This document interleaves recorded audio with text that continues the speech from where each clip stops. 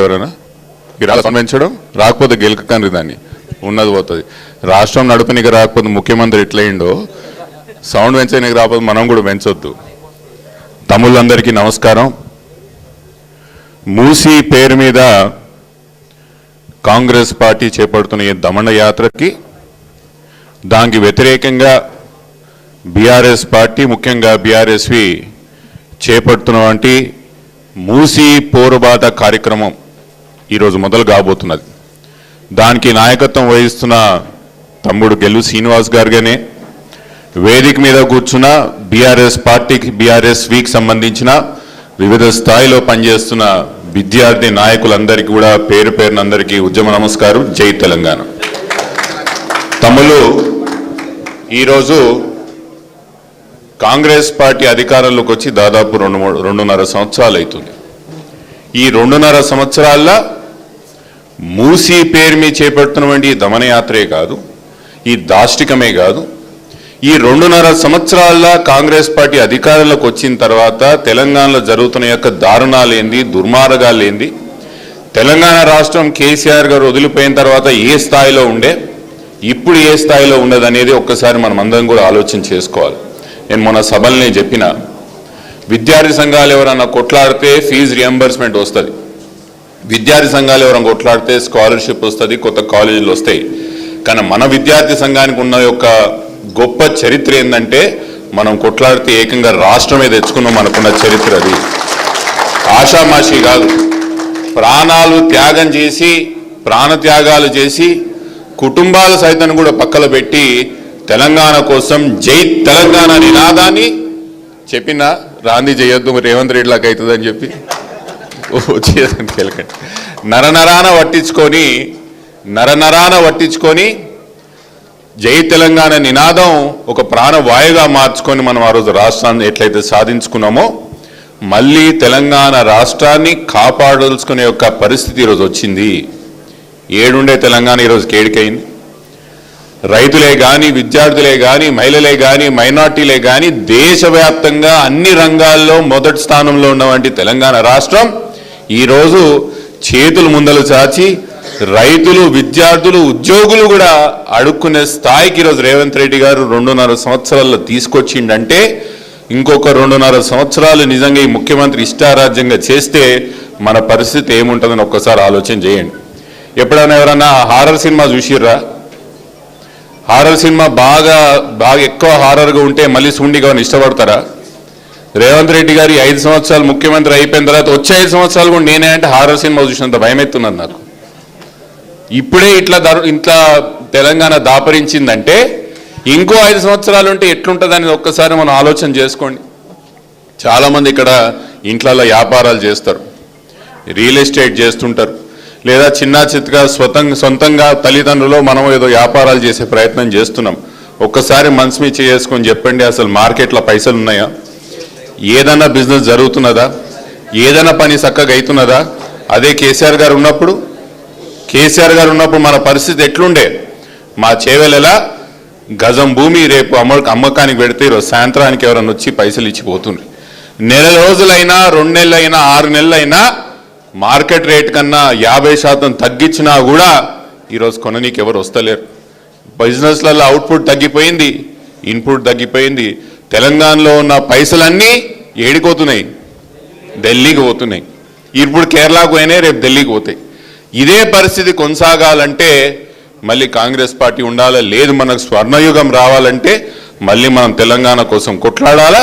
మళ్ళీ కేసీఆర్ గారి పరిపాలన ఖచ్చితంగా తెలంగాణ రాష్ట్రంలో రావాలంటే ఈ రోజు నుంచి, ఈ మూసీ నుంచి మొదలుపెట్టి తెలంగాణ రాష్ట్రంలో 2.5 సంవత్సరాల తర్వాత మళ్ళీ కేసీఆర్ గారు వచ్చే వరకు ఇదే అన్ని విషయాలు పోరాటం చేయాలి తమ్ముళ్ళు అని చెప్పి నేను కోరుకుంటున్నా. దాన్ని గెల్లు శ్రీనివాస్ గారే కానీ, వేదిక మీద ఉన్న నాయకత్వమే కానీ ప్రతి 3 నెలల ఇట్లాంటి అంశాలు తీసుకొని ఇక ముందుకు పోవాలా.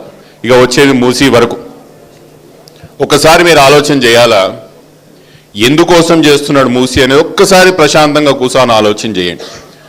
ప్రజల కోసమే, ప్రాంతం కోసమే మూసీ చేయాలంటే ముందు మూసీని శుద్ధి చేస్తాం. మూసీ ఎక్కడ ఇల్లు పోకుండా అటు ఇటు మనం పెద్ద పెద్ద రీటైనింగ్ వాల్ కట్టి మూసీని నిజంగా కూడా మనం మంచి చేయాలని ఆలోచనలు ఉంటే ఆ విధంగా చేసే ప్రయత్నం చేస్తాం. కానీ ముఖ్యమంత్రి గారు ఏం చేస్తున్నారు ఇప్పుడు? అటు 100 మీటర్లు ఇటు 100 మీటర్లు, లేదా ఒక దగ్గర అయితే 500 మీటర్ల వరకు కూడా భూములు గుంజుకొని దేశంలో సాబర్మతితో పోల్చే ప్రయత్నం చేస్తున్నాడు. అంటే ఒక్కసారి మీరు మళ్ళీ ఆలోచన చేయండి అని చెప్తున్నా. మోదీ సాబర్మతి ఎందుకు కట్టిండు? అహ్మదాబాద్ మంచి కోసం కట్టిండు అనుకుంటురా? కాదు, మోదీ పరపతి పెరగడానికి సాబర్మతి కట్టిండు. మోదీకి మిగతా రాష్ట్రాల్లో పేరు రానికే సాబర్మతి కట్టిండు. మోదీ ఆయనకైనా ఒక ప్రాజెక్ట్ చూపించుకోనికి సాబర్మతి కట్టిండు. రేవంత్ రెడ్డి కూడా మూసి తెలంగాణ కోసం కడతలేడు, హైదరాబాద్ కోసం కడతలేడు, ప్రాంతం కోసం కడతలేడు, పరపతి కోసం కడుతున్నాడు. ఈ విషయం మాత్రం ఆలోచన చేసుకోండి అంటున్నా. నీ పరపతి పెరగడానికి, నీ పరువు ప్రతిష్టలు పెరగడానికి, మిగతా రాష్ట్రాలను అడ్వర్టైజ్ చేసుకోవడానికి మా ప్రజలు ఎందుకు నష్టపోవాలి రేవంత్ రెడ్డి గారు అని అడుగుతున్నా నేను. ఎందుకు నష్టపోవాలి? మేమెందుకు ఊకాలి చేతులు ముడుచుకొని? బరాబర్ ముడుచుకోం. ప్రజల కోసం మీరు పని చేయండి, మేము ఖచ్చితంగా త్యాగాలు చేస్తాం, మా భూములు ఇస్తాం, మా ఇల్లులు ఇస్తాం. మీ పరపతి కోసం, మీ పేరు కోసం, మీ ప్రతిష్ట కోసం ప్రాజెక్టులు చేస్తే మాత్రం బరాబర్ ఆప్తామని ఆ రోజు కూడా చెప్తున్నా, బరాబర్ ఈ రోజు కూడా కొట్లాడతామని చెప్తున్నా. ఇంకో విషయం, నిన్న మొన్న మీరు న్యూస్లో చూసింటారు, కార్తిక్ రెడ్డి చేసిన ఎన్జిటి కేసు డిస్మిసల్ చూసిండ్రా? నేను మీడియా సోదరులకు చెప్తున్నా, సీఎం గారు ఆఫీస్ నుంచి ఇచ్చిన ప్రతి లీక్ అడ్డగోలుగా అట్లనే ఫాలో చేయకండి. అసలు ఏందని ఒక్కసారి ఆలోచన చేయాలి. డిస్మిసల్కి డిస్పోజల్కి ఎంత తేడా ఉంటుంది? చదువుకున్న వాళ్ళు మీడియా వాళ్ళు. డిస్మిసల్ అంటే ఏంటి? మనం వేసిన పిటిషన్ని దీని మీద ఎటువంటి మెరిట్స్ లేవని చెప్పి కొట్టేయడం డిస్మిసల్. డిస్పోజల్ అంటే ఏంటి? మేము వేసినటువంటి కేసుని ఆమోదిస్తూ ఎస్ వాళ్ళు చేస్తా అంటారు కదా, మేము వేచి చూద్దాం అనేది డిస్పోజల్. ఏం జరిగింది? మేమేం అడిగినాం? ఎన్జీడీకి పోయినప్పుడు మేమేం అడిగినాం? ప్రభుత్వం కొన్ని అనుమతులు తీసుకోకుండా ముందుకు పోతున్నది. మూసీలో ఉన్నవంటి ఎంఎఫ్ఎల్ లెవెల్స్ ఫిక్స్ కాలేదు, ఫ్లడ్ లెవెల్స్ ఫిక్స్ కాలేదు. ఫిక్స్ కాకుండా వీళ్ళు ముందరికి ఎట్లా పోతారని మనం అడిగినప్పుడు జడ్జి గారు అక్కడ ఉన్న ఏజీపీకి ఏం అడిగిర్రు?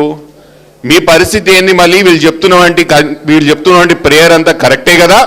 వీళ్ళు అడిగిన సంగతి ఏంటంటే ప్రభుత్వం ఏం చెప్పింది? మేము ఇవన్నీ అప్లికేషన్ ఇంకో స్టేజ్లో ఉన్నాయి, ఎన్వైరన్మెంట్ క్లియరెన్సే కానీ, సోషల్ ఇంపాక్ట్ అసెస్మెంట్ స్టడీయే కానీ, లేదా వీళ్ళు చెప్తున్నట్టు ఎంఎఫ్ఎల్ లెవెల్సే కానీ ఇవన్నీ డిపిఆర్లో టర్మ్స్ ఆఫ్ రెఫరెన్స్లో పెట్టినాము, ఇవి ఖచ్చితంగా మేము చేస్తాము, చేసినాకనే ప్రాజెక్ట్ ముందుకు పోతామని చెప్పారు.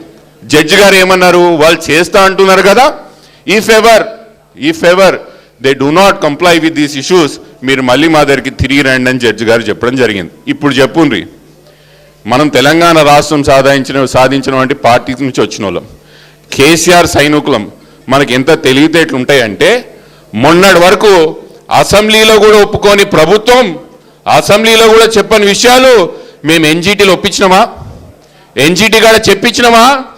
మీతోని మీరు చేయాల్సిన ఎంఎఫ్ఎల్ లెవెల్స్ మేము ఇస్తాము, డిపిఆర్ లెవెల్స్ మేము ఇస్తాము, అన్ని ఎన్వైరన్మెంటల్ క్లియరెన్స్ మేము తీసుకున్నాకనే ముందలు పోతామని ప్రభుత్వం ఆడ చెప్పినాకనే నా పిటిషన్ని డిస్పోజల్ చేయడం జరిగింది, డిస్మిసల్ చేయడం జరగలేదు. ఈరోజు చెప్తున్నా ప్రభుత్వానికి, ఏ ఒక్క అంశం మీరు కోర్టుకు చెప్పింది ఒప్పుకోకపోయినా, ఏ ఒక్క అంశం మీరు చేయకపోయినా కూడా ఖచ్చితంగా మళ్ళీ మేము కోర్టుకు పోతాం, కోర్టు మెట్లు ఎక్కుతాం. ఇప్పుడే చెప్పినట్టు సోదరులారా, ఈ యొక్క మూసీ ప్రాజెక్టు మన ప్రాంతం మంచి కోసమో హైదరాబాద్ మంచి కోసం జరుగుతలే. దేశంలో కొన్ని రివర్ ఫ్రంట్ ప్రాజెక్టులు చేసిర్రు, సాబర్మతి చేసిర్రు, ముఖ్యమంత్రి గారు చెప్తున్నట్టు నమమే గంగే చేసిర్రు, యమునా రివర్ ఫ్రంట్ చేసిర్రు. ఏ ఒక్కదానికన్నా మీరు ఎప్పడం పోయిర్రా అని అడుగుతున్నా. ఏ ఒక్కదానికన్నా మీరు పోయి ఆడ బజ్జీలో నైట్ లైఫో లే ముఖ్యమంత్రి గారు చెప్పినట్టు దాటి చుట్టూ ఎప్పడం తిరిగిర్రా? తిరగలే. ఎందుకంటే ఈ దేశంలో రివర్ ఫ్రంట్ ప్రాజెక్టులు అని ఒక ఫెయిల్డ్ ఎకనామిక్ మోడల్స్, దానివల్ల తిరిగి డబ్బులు ఎవరికి రాలే, దానివల్ల లాభం ఎవరికి జరగలే. కానీ కట్టినోళ్ళకు మాత్రం పొలిటికల్ మైలేజ్ వచ్చింది. గదే ఈరోజు జరుగుతున్న తెలంగాణలో. ముఖ్యమంత్రి గారు మీకోసం మీ పరపతి పెంచుకోవడానికి కడుతున్నటువంటి ప్రాజెక్టు మా తమ్ముళ్ళు ఆపుతారు, ఇక్కడ ఉన్న వేదిక మీద మా నాయకత్వం ఆపుతుంది, మేము కూడా ఆపే ప్రయత్నం ముమ్మాటికి మేము చేసి తీర్థమని చెప్పి మళ్ళీ ఒకసారి తెలియజేస్తూ, తమ్ముళ్ళందరూ మీ అందరికీ యాద పెట్టుకోండి, గట్టిగా కొట్లాడండి, కమిటెడ్గా కొట్లాడండి. ఈ పోరాటానికి మనం ఎక్కడ వెనుకకు తగ్గొద్దు, ముందలకి పోదాం, కొట్లాడదాం. మీతో పాటు ముమ్మాటికి నేనుంటా, మన నాయకత్వం ఉంటుందని మీ అందరికీ తెలియజేస్తూ నమస్కారాలు. జై తెలంగాణ. థ్యాంక్ యూ అన్న, విలువైన సూచన.